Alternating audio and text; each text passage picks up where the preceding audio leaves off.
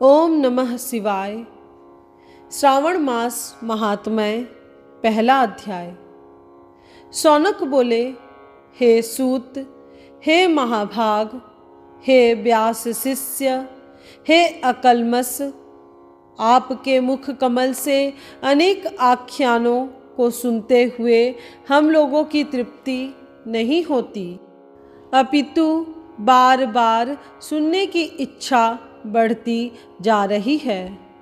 तुला राशि में स्थित सूर्य में कार्तिक मास का महात्म्य, मकर राशि में माघ मास का महात्म्य और मेष राशि में स्थित सूर्य में वैशाख मास का महात्म्य और इसके साथ उन मासों के जो भी धर्म हैं उन्हें अपने भली भांति कह दिया। यदि आपके मत में इनसे भी अधिक महिमा में कोई मास हो तथा भगवत प्रिय कोई धर्म हो तो आप उसे अवश्य कहिए, जिसे सुनकर कुछ अन्य सुनने की हमारी इच्छा न हो। वक्ता को श्रद्धालु श्रोता के समक्ष कुछ भी छिपाना नहीं चाहिए। सूत जी बोले, हे मुनियों, आप सभी लोग सुने। मैं आप लोगों के वाक्य गौरव से अत्यंत संतुष्ट हूँ। आप लोगों के समक्ष मेरे लिए कुछ भी गोपनीय नहीं है। दंभ रहित होना, आस्तिकता, सट्टा का परित्याग, उत्तम भक्ति, सुनने की इच्छा, विनम्रता, ब्राह्मणों के प्रति भक्ति, परायणता, सुशीलता, मन की स्थिरता, पवित्रता, तपस्विता और अनसूया, ये श्रोता के 12 गुण बताए गए हैं। ये सभी आप लोगों में विद्यमान हैं। अतः मैं आप लोगों पर प्रसन्न होकर उस तत्व का वर्णन करता हूँ। एक समय प्रतिभाशाली सनत कुमार ने धर्म को जानने की इच्छा से परम भक्ति से युक्त होकर विनम्रता पूर्वक ईश्वर भगवान शिव से पूछा। सनत कुमार बोले, योगियों के द्वारा आराधनीय चरण कमल वाले हे देव देव, हे महाभाग, हमने आपसे अनेक व्रतों तथा बहुत प्रकार के धर्मों का श्रवण किया, फिर भी हम लोगों के मन में सुनने की अभिलाषा है। 12 मासों में जो मास सबसे श्रेष्ठ, आपकी अत्यंत प्रीति कराने वाला, सभी कर्मों की सिद्धि देने वाला हो और अन्य मास में किया गया कर्म यदि इस मास में किया जाए तो वह अनंत फल प्रदान करने वाला हो। हे देव, उस मास को बताने की कृपा कीजिए। साथ ही लोकानुग्रह की कामना से उस मास के सभी धर्मों का भी वर्णन कीजिए। ईश्वर बोले, हे सनत कुमार, मैं अत्यंत गोपनीय भी आपको बताऊंगा। हे सुव्रत, हे विधि नंदन, मैं आपकी श्रवणेच्छा तथा भक्ति से प्रसन्न हूँ। 12 मासों में श्रावण मास मुझे अत्यंत प्रिय है। इसका महात्म्य सुनने योग्य है, अतः इसे श्रावण कहा गया है। इस मास में श्रवण नक्षत्र युक्त पूर्णिमा होती है, इस कारण से भी इसे श्रावण कहा गया है। इसके महात्म्य के श्रवण मात्र से यह सिद्धि प्रदान करने वाला है, इसलिए भी यह श्रावण संज्ञा वाला है। निर्मलता गुण के कारण यह आकाश के सदृश है, इसलिए नभा कहा गया है।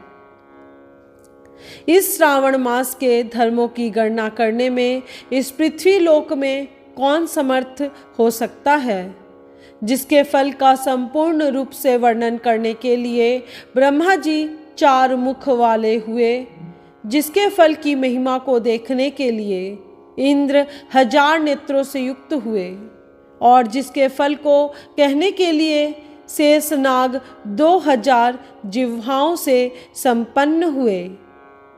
अधिक कहने से क्या प्रयोजन, इसके महात्म्य को देखने और कहने में कोई भी समर्थ नहीं है। हे मुने, अन्य मास इसकी एक कला को भी नहीं प्राप्त होते हैं। यह सभी व्रतों तथा धर्मों से युक्त है। इस महीने में एक भी दिन ऐसा नहीं है जो व्रत से रहित दिखाई देता हो।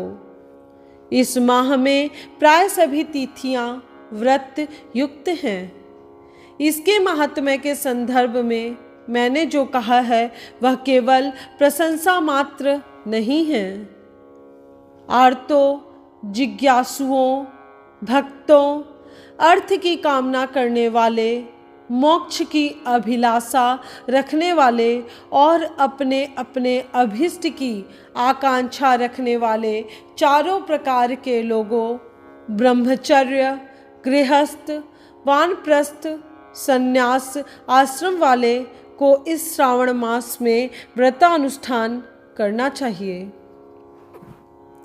सनत कुमार बोले, हे भगवान, हे सत्तम, आपने जो कहा कि इस मास में सभी दिन एवं तिथियां व्रत रहित नहीं हैं, तो आप उन्हें मुझे बताएं, किस तिथि में और किस दिन में कौन सा व्रत होता है।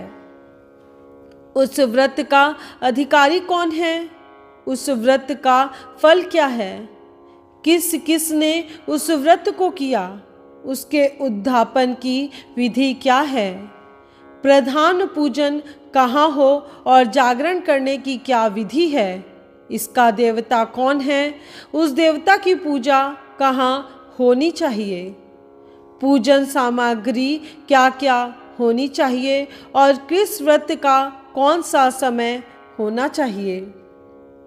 हे प्रभो, वह सब आप मुझे बताएं। यह मास आपको प्रिय क्यों है, किस कारण यह पवित्र है, इस मास में भगवान का कौन सा अवतार हुआ, यह सभी मासों में श्रेष्ठ कैसे हुआ और इस मास में कौन कौन धर्म अनुष्ठान के योग्य हैं। हे प्रभो, यह सब बताएं। आपके समक्ष मुझ अज्ञानी का प्रश्न करने में कितना ज्ञान हो सकता है, अतः आप संपूर्ण रूप से बताएं। हे कृपालु, मेरे पूछने के अतिरिक्त भी जो जो शेष रह गया हो उसे भी लोगों के उद्धार के लिए कृपा करके बताएं। रविवार, सोमवार, भोमवार, बुधवार, बृहस्पतिवार, शुक्रवार और शनिवार के दिन जो करना चाहिए, हे विभो, वह सब मुझे बताइए। आप सबके आदि में आविर्भूत हुए हैं, अतः आपको आदि देव कहा गया है। जैसे एक की विधि बाधा से अन्य की विधि बाधा होती है, वैसे ही अन्य देवताओं के अल्प देवत्व के कारण आपको महादेव माना गया है। तीनों देवताओं के निवास स्थान पीपल वृक्ष में सबसे ऊपर आपकी स्थिति है। कल्याण रूप होने के कारण आप शिव हैं और पाप समूह को हरने के कारण आप हर हैं। आपके आदि देव होने में आपका शुक्ल वर्ण प्रमाण है, क्योंकि प्रकृति में शुक्ल वर्ण ही प्रधान है, अन्य वर्ण विकृत हैं। आप कर्पूर के समान गौर वर्ण के हैं, अतः आप आदि देव हैं। गणपति के अधिष्ठान रूप 4 दल वाले मूलाधार नामक चक्र से, ब्रह्मा जी के अधिष्ठान रूप 6 दल वाले स्वाधिष्ठान नामक चक्र से और विष्णु के अधिष्ठान रूप 10 दल वाले मणिपुर नामक चक्र से भी ऊपर आपके अधिष्ठित होने के कारण आप ब्रह्मा तथा विष्णु के ऊपर स्थित हैं। यह आपकी प्रधानता को व्यक्त करता है।